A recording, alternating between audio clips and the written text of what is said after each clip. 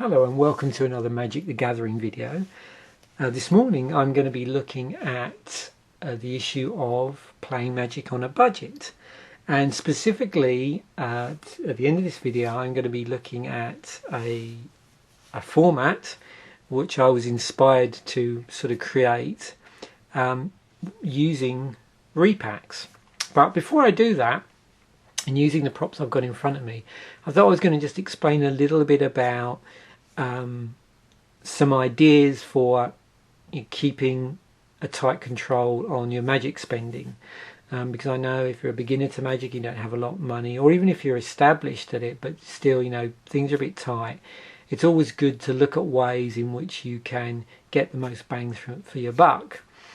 And over the years people have come up with different ways of making their Magic cards more reusable, or just really looking back to earlier sets and seeing if there's maybe some cheaper stuff out there that they can snag just to play the odd game.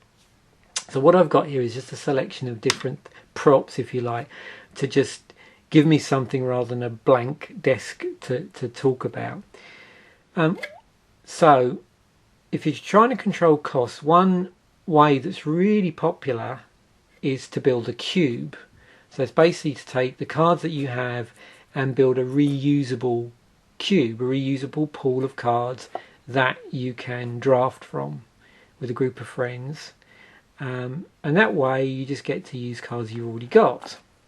And you can assemble that cube from lots of different things. You can assemble it from boosters you've opened, or you can go out and you can buy singles, or you can build it along certain design criteria, like you might decide to use all commons, again a way of keeping costs down. So that's one thing, is to basically build up a cube and just reuse your cards. There's also products out there that inherently are cheaper. You could do something like track down some old theme decks, and these decks, this was before there was on a modern intro decks, they basically just contain the deck and maybe a premium basic land or some sort of premium card in them, but really they just contain the deck. And this one's from Plane Shift, and this contains 60 cards. Anybody that's been playing Magic for a while may remember some of the 40 card ones that sort of appeared. I think 10th edition had 40 card theme decks, and so I think did Zendikar, but around that time they also started having the concept of including booster packs into it, so the price went up a little bit. But if you can track down some of the older theme decks, and again what you want to try and do is make sure you buy ones that complement each other, because then they're obviously cheaper for a reason. So it makes things better if you just buy decks that are in the same set that are going to play well together, because the deck may not stand up too well against other stronger decks. The other thing you can do is go out and buy a Deck Builder's Toolkit. You get 4 boosters in this, along with a lot of other staples. So it's 285 cards. You get land in it. These are around about $20 to $25. So it's almost an instant card pool that you can use to build decks, and these are excellent value for money. Other alternatives are to use repacks. Now, one thing I'm just going to explain in this, in connection with what I'm going to do, is the whole concept of what's called limited.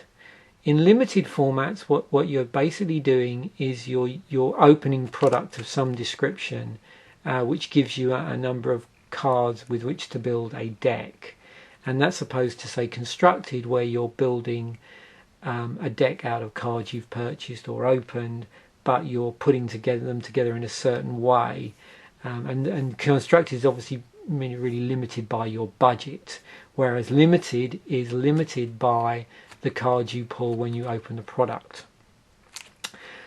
So I just put these repacks to one side for the moment. Over the years, Magic has, at different tournaments and different releases, used different forms of limited. So if you ever went along to, say, a pre-release, and it was a more recent one, and I'm not talking specifically about Return to Ravnica, because they did something a bit special there, but some of the pre-releases prior to that, what would happen is you would be given 6 packs of boosters, and you would open those up and you would build a 40 card deck, and within that 40 card deck you would have lands as well, which you would put in. So yeah, you had six boosters pack worth of product, so that's what, 90 cards, 90 card pool. Now the other thing to remember with this, sometimes over the years the number of boosters and the makeup of stuff has changed. What I mean by that is, back in the day, if you went along to a pre-release, what you would often be presented with would be one of these, which is a tournament pack and either 2 or 3 boosters. And a tournament pack is roughly equivalent to about, I don't know, 3 boosters, very roughly. There's a bit more to it than that, but just as a rough comparison. So, you know, like I said, when I've researched this online, sometimes they used a tournament pack, 2 boosters, sometimes it's a tournament pack and 3 boosters. And that's why you can often, you know, if I've been doing like playing around with boosters at home, I'll sometimes just use 5 boosters, and it makes things a bit tighter, requires a bit more skill to build a deck. But nowadays it's basically 6. Now obviously if you're going out and buying 6 boosters, that can get quite expensive. So there's variance on this. For instance, on Magic the Gathering Online, there is a format where they build 30 card decks and they use 4 boosters to do that. Or if you're drafting with a group of people, you would use 3 boosters to do that, to build your decks. And then you're obviously pulling the best card out of the pack and then passing the packs round. There are other forms of drafting you can do, like Rochester, where you can use, if you're you know, you've got a smaller group of people, or there's 2 people, again there's specific drafting that can be used there. But again, it just enables you to reduce the amount of product you might need to open. Now the other thing about all of these limited formats is they do require the use of land as well, which you'd have to supply. So other ways that you can reduce the price of this, and is to use repacks. Now these repacks are from Dollarama, and these particular repacks contain 10 cards each. So as an example, if I was trying to do something similar to the format that uses 4 boosters, so that would give me a total of 60 cards. Instead of using 4 boosters, which have 15 in them, I'm going to use 6 of these repacks, which each have 10 in them. Now these repacks, before anybody gets too excited, basically contain mainly commons and a few uncommons. I have in the past come across the odd, what a lot of people would call junk rare, or I sometimes might call a niche rare, where the utility or the ability on the rare is so niche that it is very specific to the set it was from, and really outside of the set doesn't really have an awful lot of use, or isn't very powerful, and but that's really rare. So here we have our 6 repacks with 10 in them, and what I'm going to do is I am going to build, with obviously the appropriate lands, a 30 card deck with these. So we're going to open these up, and then what I'll do is I'll cut the video and then I'll come back to them sorted, because sorting these takes a bit of time. Now in these packs you will find boosters from, you know, or sorry, cards from throughout Magic's history, but as I've said, mainly commons with 2 to 3 uncommons. You may find the odd unset, like unhinged, unglued, the odd land, the odd token now and again. So we're going to open these up, just see what we get. I'm going to quickly go through these. So we have a Mind Control from M12. The sets really come from anything from about 4th edition. I've even pulled out, I think, a revised land or something very cheap, and right up to normally the set back from whenever you bought these. So what I mean by that is, you know, we're currently return to Ravnica. I bought these in November, so I'm probably going to find the most recent stuff is maybe M13, maybe stuff from the Innistrad block. We've got a Dream Thrush, Goblin Grappler, a Gold Mere, a Mindless Null, Nathasaur, Berserk Melodont, I think that is, Divergent Growth, Skirk Shaman, and you can see from all the different symbols here, they're from all over the place. We've got a Scab Goliath from Innistrad. So I'll just try and rattle through these. Okay, so what's up next? Leeching Bite, Euphorexia, Iketian Crier, Groundswell from World Wake, Scrapyard Salvo from Euphorexia, I think that is. That's a Mirrodin. Yotian Soldier. Is that from Time Spiral? Uborg Siphon Mage. You have to excuse me if I get some of the symbols here wrong. They're all over the place. Fledging Macaw. Woodworm Dryad. Fanning the Flames. You can see this is an old style border on this, so an older card. Slaughter Cry, that's from Zendikar.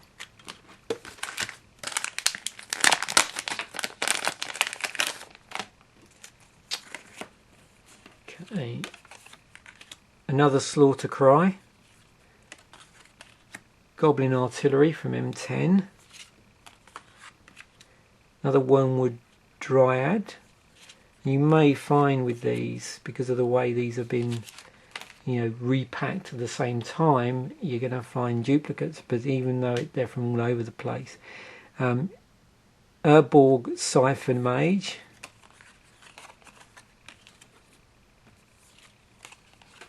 Spring Cleaning. That's from Lorwyn.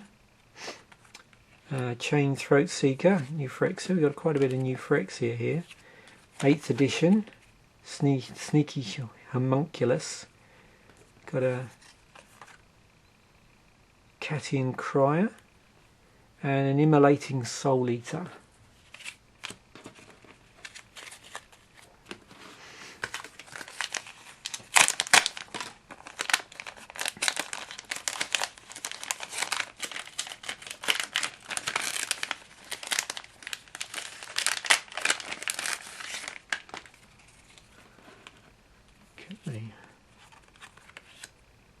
Wreath of Geists, Innistrad. A Katabi Fairy, I think that's Mirage block. Elvish Lookout. Sporeback Troll. That's from, I think, one of the Mirrodin block. Utopia Sprawl. Pincer Spider.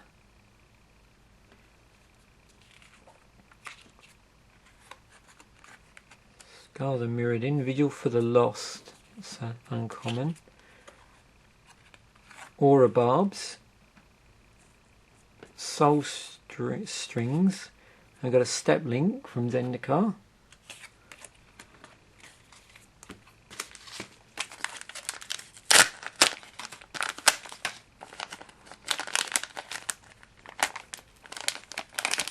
I'm not too sure where these cards come from originally. Wreath of Geists, so we got quite a bit of Innistrad here as well. Mausoleum Guard, Torrent of Fire.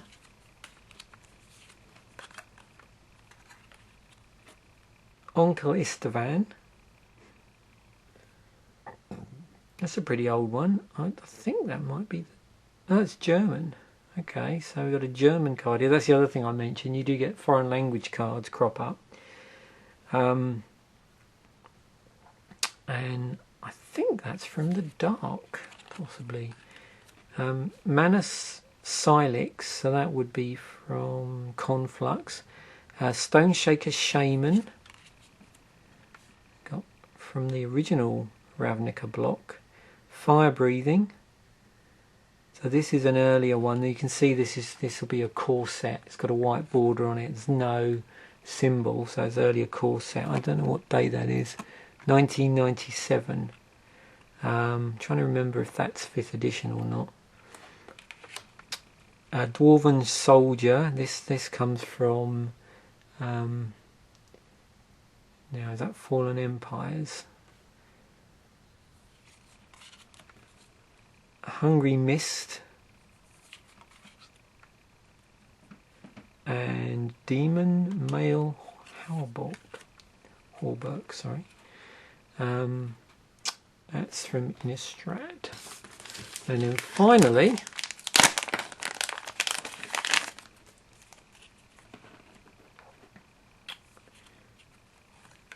Curse of the Nightly Hunt. So yeah, definitely a lot of Innistrad in this actually. 8th edition, Merchant of Secrets. Now, this looks interesting. This could well be. It's very faded. It's white bordered. There's no date on it. So this may well be from revised, actually.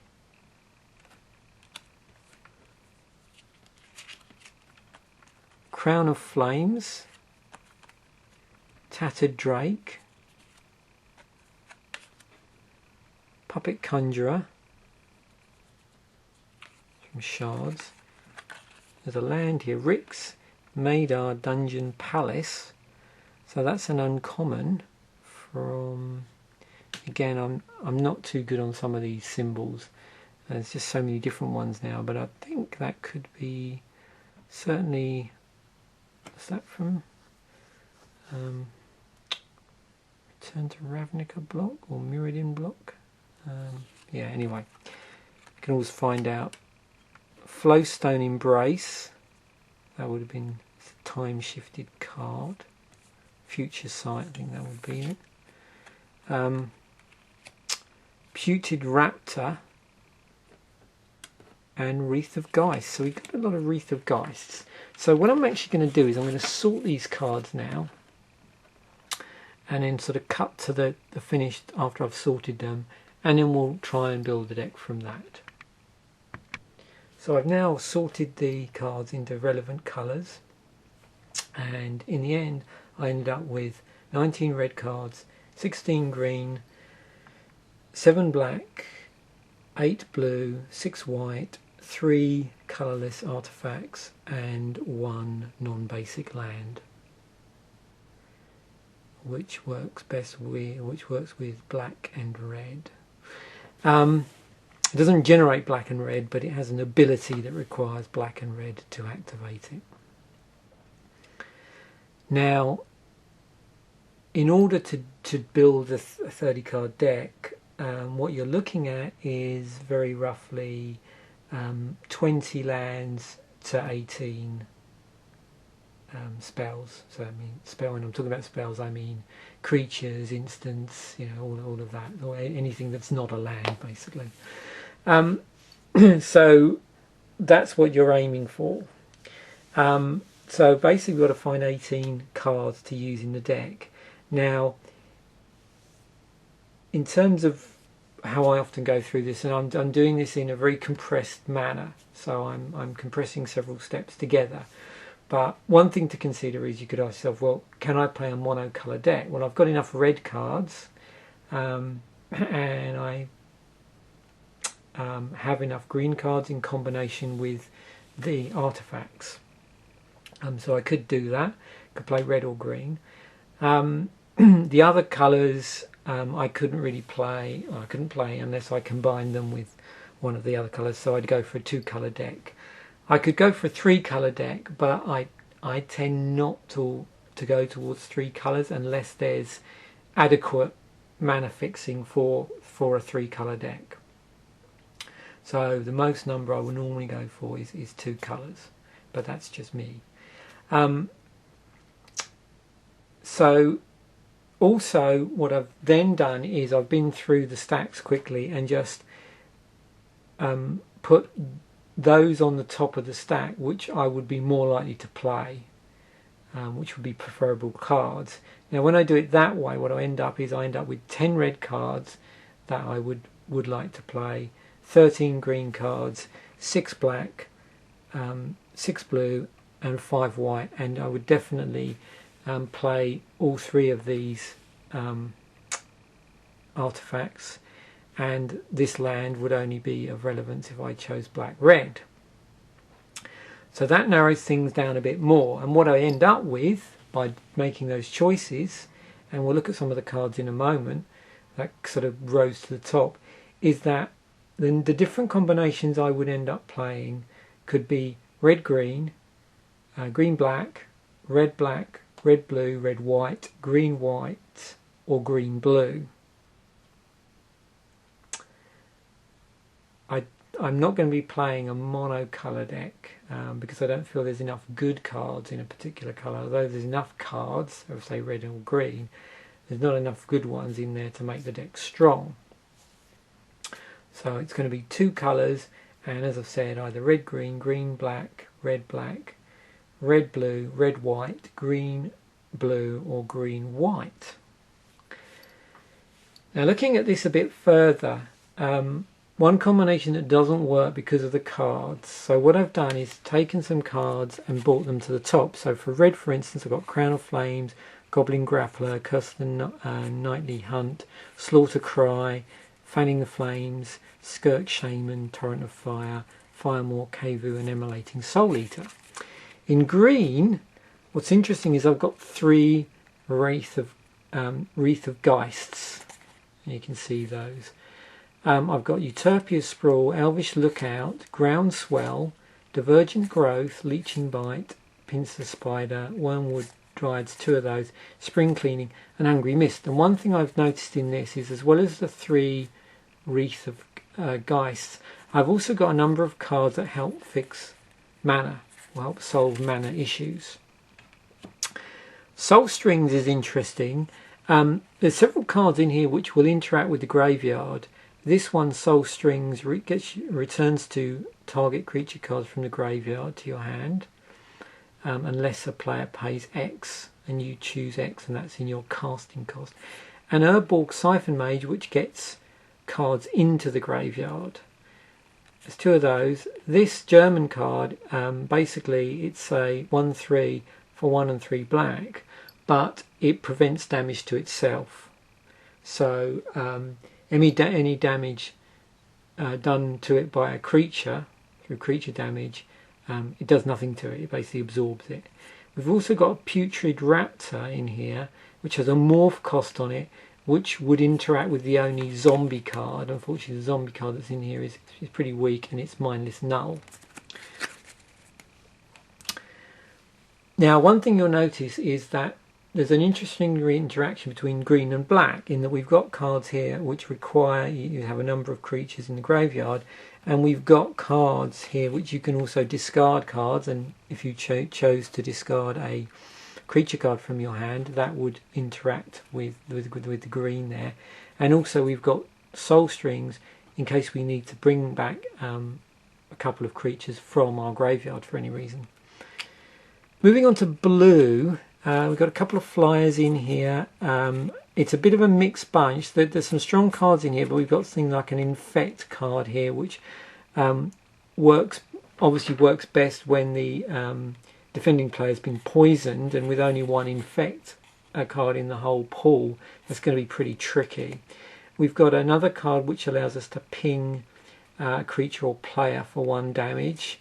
We've got Scab Goliath, which has an additional casting cost on it as well.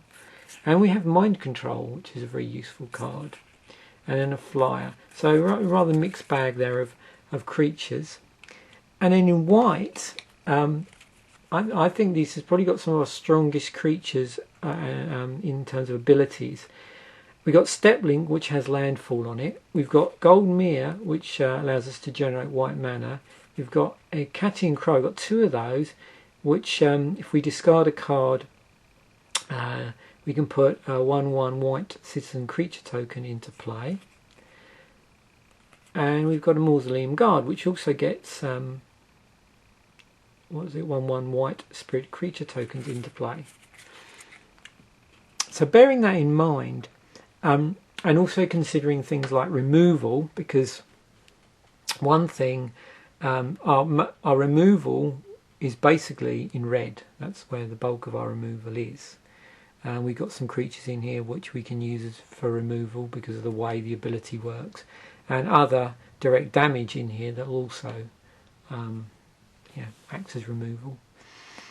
So bearing that in mind, and the fact there are various enchantments and spells that will pump creatures, I would be tempted to do a red-white combination. And if I do red and white using the best cards in red and the best cards in white that are here, then I end up with exactly 15 cards, plus obviously the 3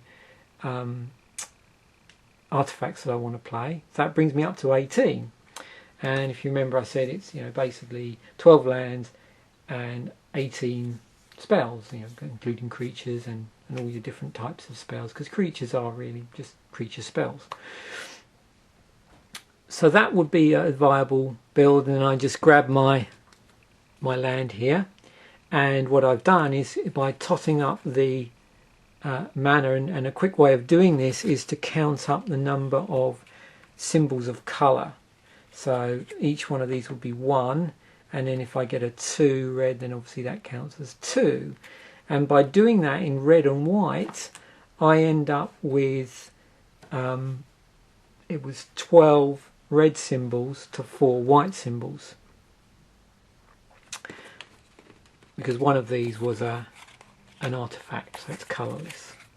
And so that gives me a breakdown in white of 9 to 3. So that will be 3 plains, and then the rest, the remaining 9 mountains. And so there would be, let me just take out everything I need. So that would be my red-white deck. And to me that seems, with this card pool, the strongest option. But in some ways not the most interesting, because what would be fascinating to try out as an experiment would be the green-black. Just to see what sort of graveyard interaction you could get going on, and whether or not it would be sufficiently strong for this to work. So what I would probably do, because there's in here there's 13 green to 6 black, which would give me 19 cards, or 19 cards that I would want to play. I'm going to need to reduce that down to 15 by dropping 4, and I'm going to drop 2 from green, which is the Spring Clean and the Hungry Mist, and then another 2 from black, which would be the Puppet Conjurer, which would be no good because it needs blue to really be useful, because there's a blue cost in there, and the Putrid Raptor, which is only of use if I had a zombie. So that would go in there. And then the breakdown for this with green and black was I think 11 black symbols to 6 green. And then what I would do is that breaks down to on this, let me just think about this. So we've got 1, 2, 3, 4, 4 swamps to the remaining 8 forests. Now 4 swamps is going to be a bit tight because of the fact we're playing one card which has 3 black in its casting cost. But don't forget, in green we have all these cards like Utopia Sprawl, which allows us to enchant a forest and generate another colour. So that's basically what I would go with. So the strongest combination I feel would be the white red with creatures and enchantments and pumping, but probably the most interesting would be the green black with this interesting graveyard interaction. So there you go. I hope that's been informative. So those have been what I would call 30 card Dollarama sealed format. Thanks for watching.